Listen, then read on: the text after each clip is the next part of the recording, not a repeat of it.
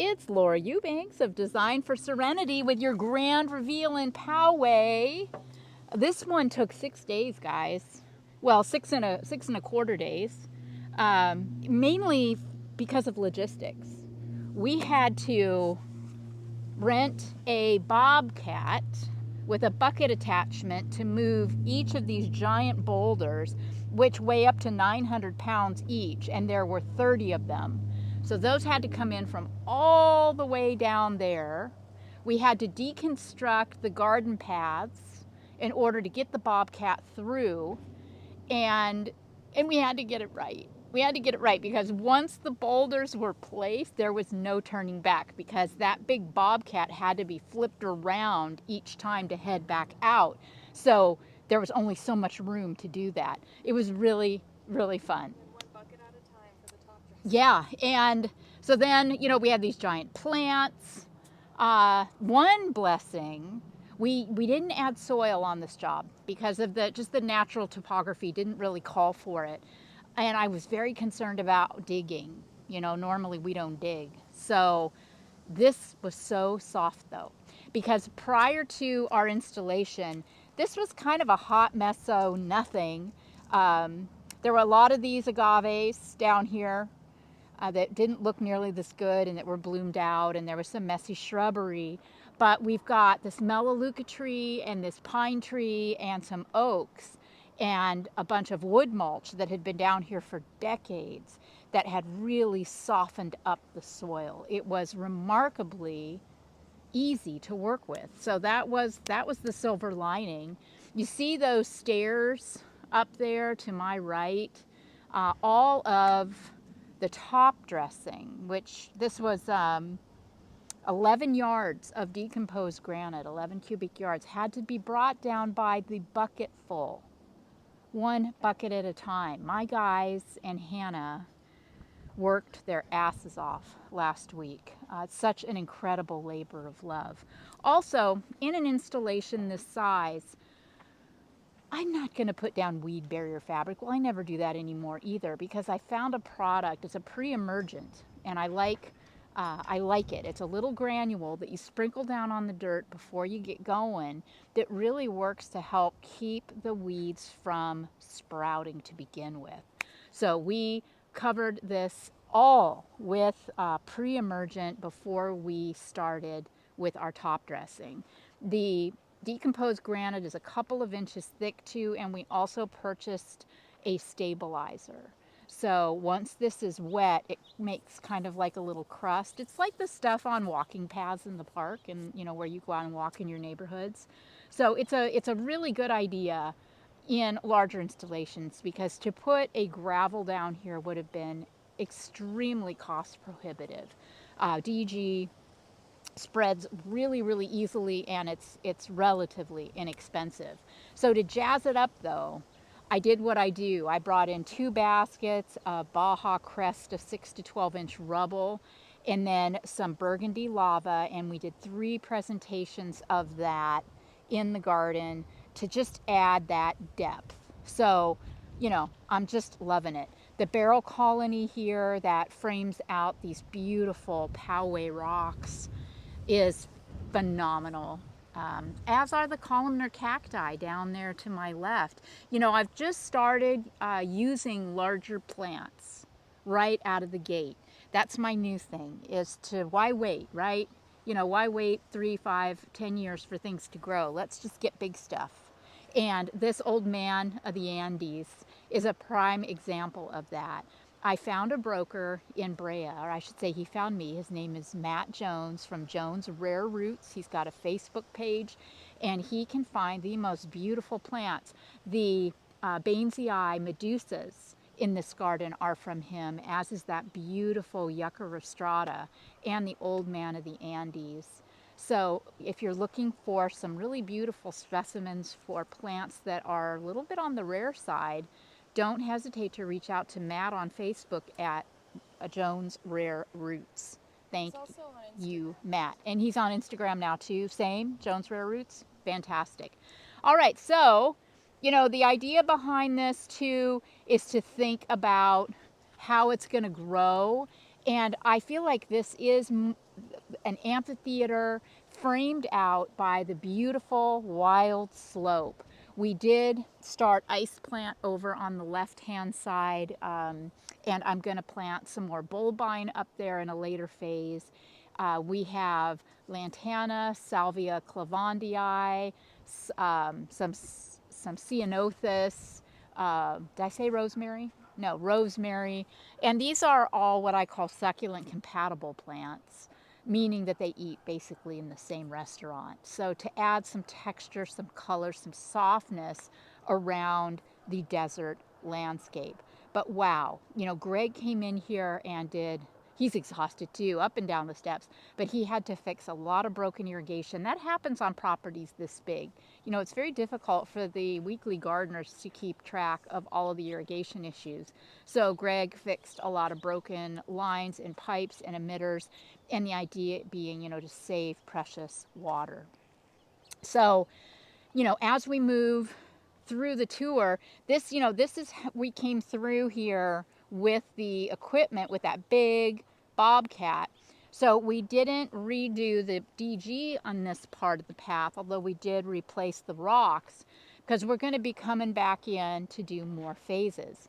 This area here under this pine, is pretty good right now. We took out a sick aloe ferox from right here, so I'm going to find something cool to put there. And I'm loving all of the ceanothus, the spurge, this euphorbia, the olive tree over here. And because we have all of the needle drop from the pine, I want to keep this wildness going. So I thought, what if we put some garden art in this location? There's a company called Desert Steel, and I've never worked with them before, but I've always admired their products, like rusty metal statues of, puntias and big, columnar cacti and agaves. And I thought three really, what is that? That black thing right there. I don't know. I don't think it's for us, right? I think it looks like it might be like a barbecue cover or something. Anywho, sorry, I digress. But so bringing, like three big statues to put in this area just to give this some focal interest and call it a day here. So that's kind of the idea.